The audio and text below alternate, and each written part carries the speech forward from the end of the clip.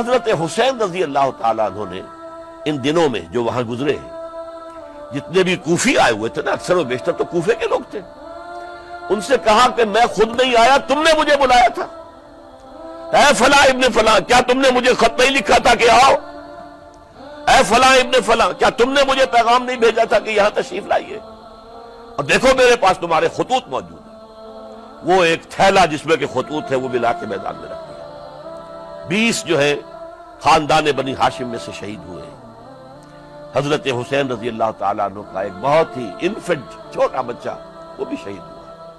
باقی سب مرد، تمام مرد، سوائے ایک حضرت حسین کے بیٹے حضرت علی بن حسین زین العابدین کہلائے بعد میں، وہ بیمار تھے، وہ جنگ میں حصہ نہیں لے سکتے تھے، وہ بچ گئے۔ صرف یہ ہے 10 محرم الحرام اور سن 61 ہجری میں حضور کے نواسے، اور جن کے بارے میں حضور نے فرمایا سیدہ شباب اہل الجنہ، حضرت حسین شہید کر دیے گئے۔ کوفہ چونکہ حضرت حسین کے پاس پیغام آ رہے تھے کوفے سے، چونکہ کوفے کو حضرت علی نے دار الخلافہ بنا لیا تھا، اور وہاں سمجھا جاتا تھا کہ حضرت علی کے ہمدرد اور حضرت شیعان علی جنہیں ہم کہے، ان کے ساتھی ہم خیال یہ لوگ ہیں کثرت کے ساتھ، اور وہاں سے اب خطوط کا تانتا شروع ہو گیا، آپ یہاں آئیے، ہم بےتاب ہیں، آپ کا استقبال کریں گے، آپ کے ہاتھ پر بیعت کریں گے، تاکہ یہ جو قیصر و کسریٰ کی سنت شروع ہو رہی ہے اس کو روکا جا سکے۔ وہ تانتا بنا ہوا ہے خطوط کا۔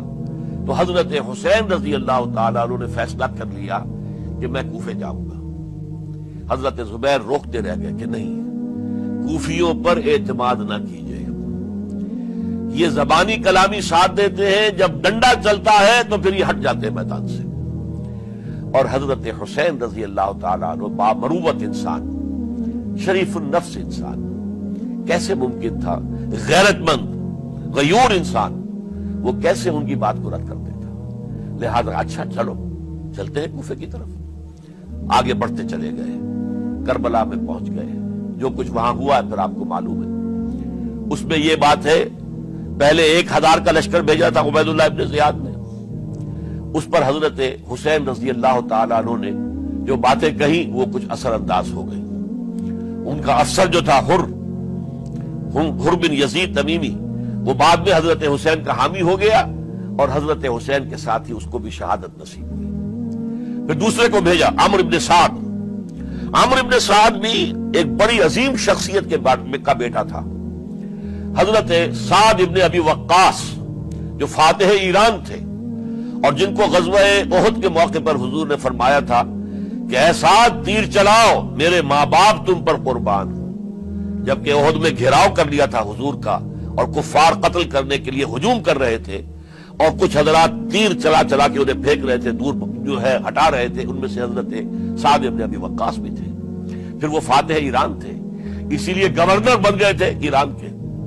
سعد جو ہے ان کا بیٹے، یہ عمرو جو ہے، یہ اب ایک بڑے صوبے کا گورنر بھی تھا، اس وقت 4000 آدمی دے کر بھیجا۔ وہ بھی نرمی کرتا رہا، اس نے کوئی تشدد نہیں کیا، اس کے اندر بہرحال اپنے عظیم باپ کے خون کا کچھ اثر تھا۔ لیکن یہ کہ پھر ابن زیاد کو اطلاع مل گئی کہ عمرو ابن سعد جو ہے وہ تو لے تو لال کر رہا، حملہ نہیں کر رہا، قتل نہیں کر رہا، بلکہ یہ کہ وہ تو اس راستہ بھی دینے کے لیے تیار ہے کہ نہ مدینے کی طرف جائیے اور نہ آپ مکے کی طرف جائیے، نہ کوفے کی طرف جائیے، بلکہ آپ چاہے تو دمشق چلے جائیں، یزید سے اپنا معاملہ کر لیں۔ اس پر ابن زیاد نے پھر وہاں سے خط لکھا ہے، میں نے تمہیں اس کام کے لیے بھیجا تھا، میں نے تمہیں حکم دیا تھا حسین سے میری بیعت لو، یعنی میری بیعت کے ذریعے یزید کی بیعت لو، اور اسے پکڑ کر لا کر میرے سامنے پیش کرو۔ لہذا پھر اس نے ایک بہت خونخوار شخص کو زیادہ فوج دے کر بھیجا ہے، اور وہ جو ہے اس نے آ کر جو ہے شمر نے پھر اس نے فیصلہ کن معاملہ کیا۔